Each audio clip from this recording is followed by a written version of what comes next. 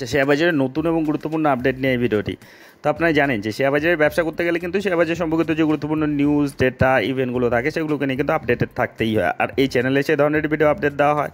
তো যাই হোক, যারা নতুন এই চ্যানেলে দেখছেন তো তারা সাবস্ক্রাইব করে রাখবেন এরকম নিয়মিত আপডেট পাওয়ার জন্য। তো এই ভিডিওতে একটা আইপিও নিয়ে কথা বলা হবে। মার্কেটে আরও একটি নতুন কোম্পানি নামতে চলেছে এবং এটাকে নিয়ে কিন্তু উন্মাদনা রয়েছে। আর জিএমপি প্রাইস দেখলেই কিন্তু বোঝা যাচ্ছে। তো যাই হোক, এই কোম্পানিটির সঙ্গে উন্মাদনার যেটা মূল কারণ হচ্ছে এরা ফিউচার ওরিয়েন্টেড বিজনেস করে। এরা গ্রিন এনার্জি, ক্লিন এনার্জি সেক্টরে কাজ করে, সোলার নিয়ে কিন্তু ভালো রকম কাজ করে এবং এক্ষেত্রে স্পেশালিস্ট তারা। তাদের মেইন যে বিজনেস হচ্ছে এটাই আর কি, সোলার নিয়ে কাজ করে তারা। তো যাই হোক, এই কোম্পানিটি বিজনেস, তাদের ফান্ডামেন্টাল, ফিনান্সিয়াল যেটুকুই অ্যাভেলেবল রয়েছে সেগুলো দেখে নেব। কারণ এখানে লং টার্ম ইনভেস্টমেন্টের কথাই বলা হয়। যে আইপিওর ব্যাপারটা একটা সাময়িক ব্যাপার, অনেকে আইপিও জন্যই অংশগ্রহণ করেন, যে আইপিওতে লিস্টিং গেইন পাওয়ার জন্য।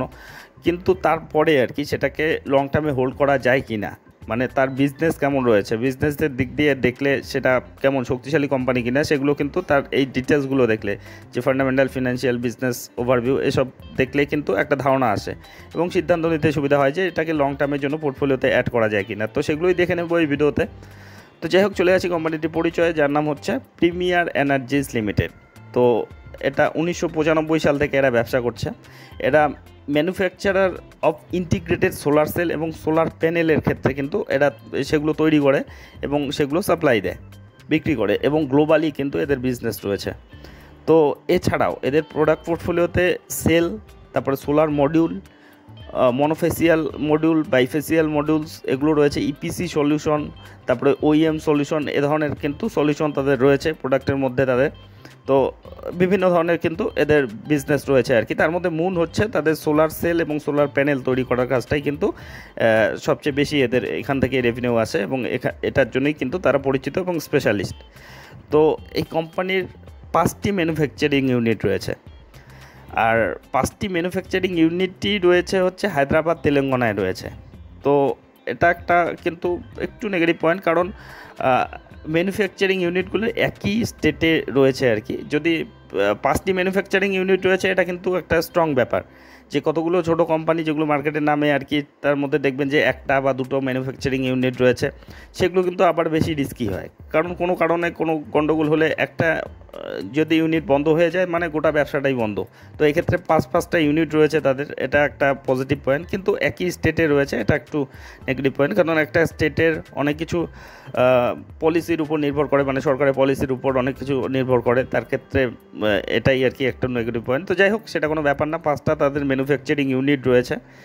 তো এদের যে স্ট্রং পয়েন্ট রয়েছে তার মধ্যে হচ্ছে এদের ক্লায়েন্ট বেস। আপনি যদি ক্লায়েন্ট বেস দেখেন, ক্লায়েন্ট বেস কিন্তু প্রচণ্ড শক্তিশালী। এদের বড় বড় কোম্পানিগুলো এদের ক্লায়েন্ট রয়েছে, যার মধ্যে এনটিপিসি রয়েছে, টাটা পাওয়ার সোলার সিস্টেম রয়েছে, যেটা টাটা পাওয়ারের একটা সাবসিডিয়ারি কোম্পানি, তারপরে Panasonic life solution private limited রয়েছে, পরিচিত নাম প্যানাসোনিক, তারপরে শক্তি পাম্প রয়েছে, first energy, Bluepin engineers private limited, Luminous রয়েছে, হারটেক সোলার প্রাইভেট লিমিটেড রয়েছে, green infra wind energy limited রয়েছে, মাধব ইনফ্রা প্রজেক্ট লিমিটেড এদের ক্লায়েন্ট রয়েছে, তারপরে solar square energy private limited, Axis energy, Axitec energy India private limited, এরকম কিন্তু client রয়েছে যারা এই সোলার নিয়ে কাজ করে আর কি। যে কোম্পানিগুলো, বড় বড় কোম্পানিগুলো কিন্তু এদের ক্লায়েন্ট রয়েছে। এটা কিন্তু একটা স্ট্রং পয়েন্ট, কারণ এদের যে ক্লায়েন্ট বেস সেটা কিন্তু স্ট্রং, মানে বিজনেস, এদের যে নেটওয়ার্কটা কিন্তু স্ট্রং করে ফেলেছে অলরেডি।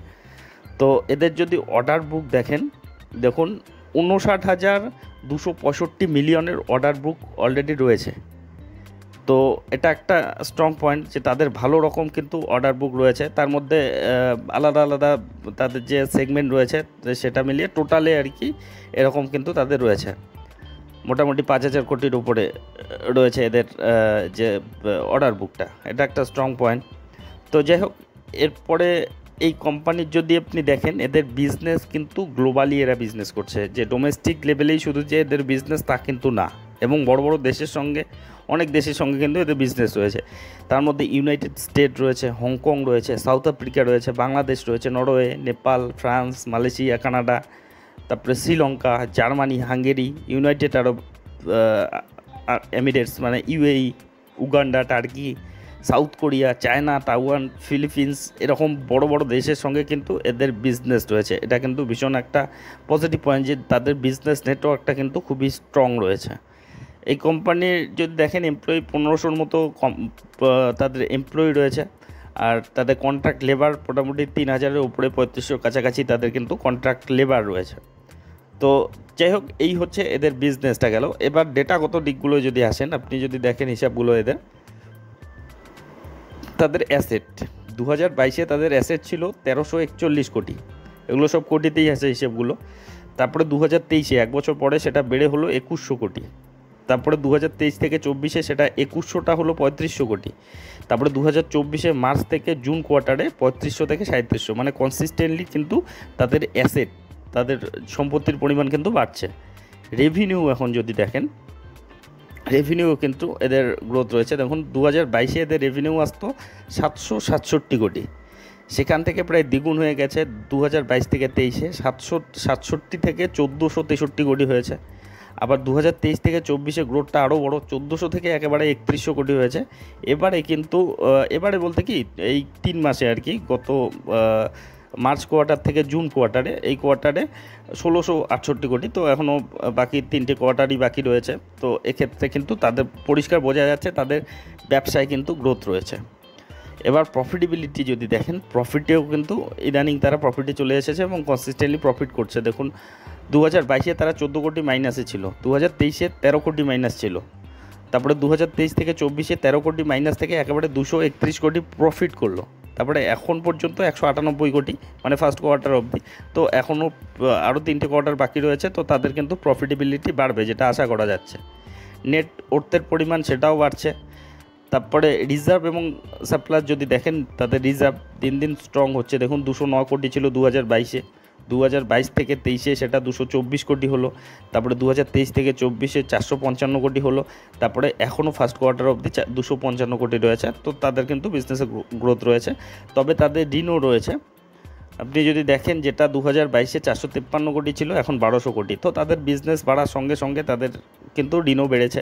তো তারা যেহেতু প্রফিটেবিলিটিতে ফিরে এসেছে, প্রফিটেবল কোম্পানি, প্রফিটেবিলিটি যদি তারা ঠিকঠাক রাখে তবে কিন্তু এগুলো ঋণ পজিটিভভাবেই কাজ করে একটা কোম্পানির ক্ষেত্রে। তো বুঝতে পারছেন বিজনেসের মধ্যে, ডেটাগুলোর মধ্যে কিন্তু তাদের পজিটিভিটি রয়েছে।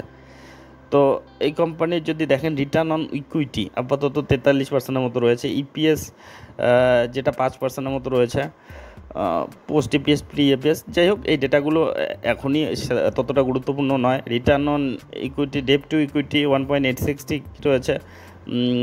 তারপরে প্যাড মার্জিন যেটা রয়েছে আর কি, প্রফিট আফটার ট্যাক্স 7%-এর মতো রয়েছে। তো এরকম কিন্তু তাদের হিসাব রয়েছে।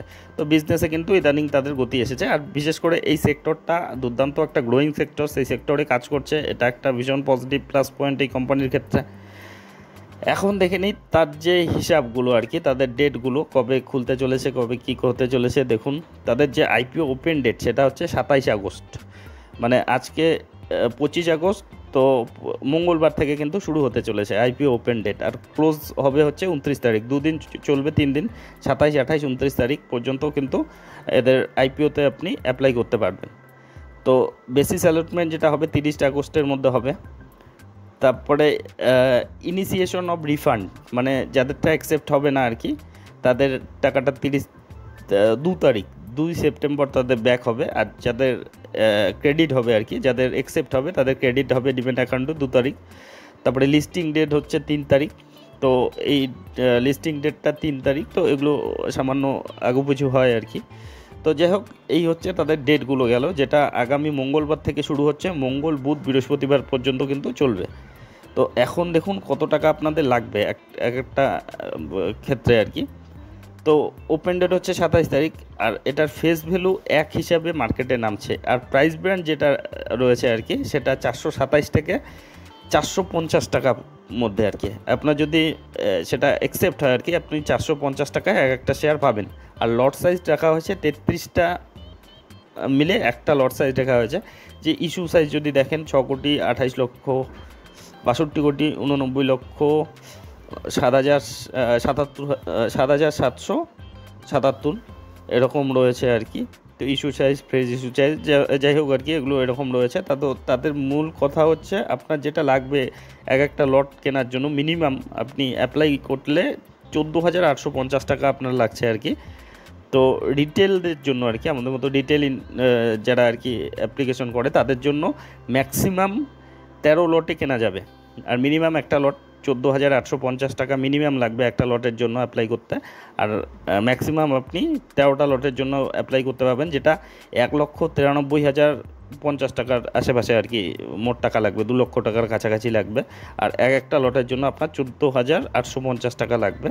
তো যাই হোক, এই হচ্ছে তার হিসাব গেল যে মিনিমাম 14,850 টাকা লাগবে আপনাকে একটা লটের জন্য অ্যাপ্লাই করতে। তারপরে 2টো লট হলে এর দ্বিগুণ হবে, 3টো লট হলে এর 3 গুণ হবে। তো এভাবে কিন্তু রয়েছে। তো যাই হোক, যেটা তাদের ডেটা রয়েছে আর কি, আপনার যদি এটাতে পেয়ে যান আর কি, তাতে কিন্তু গেইনের সম্ভাবনাই বেশি রয়েছে। যেটা জিএমপি চলছে দেখুন, বর্তমানে 330 টাকা জিএমপি চলছে, যেটা এক্সপেক্টেড আর কি, যেটা মানে আপ ডাউন হতে পারে 25 তারিখ আস্তে আস্তে যেদিন আর কি লিস্টিং হবে সেদিনকার ব্যাপার আর কি। আপাতত যদি মার্কেটে নামে এখনই আর কি 780 টাকার আশেপাশে কিন্তু নামতে পারে, যেটা এক্সপেক্ট করা হচ্ছে।